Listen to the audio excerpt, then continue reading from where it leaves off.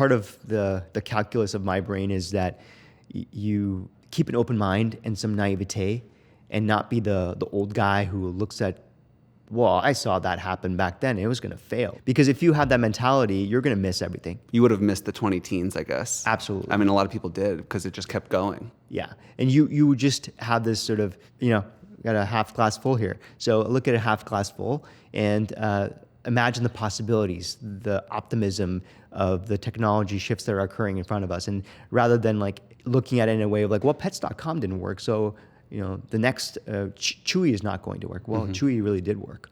And so you have to keep an open mind and think about the why now, and is the time right for this to happen now?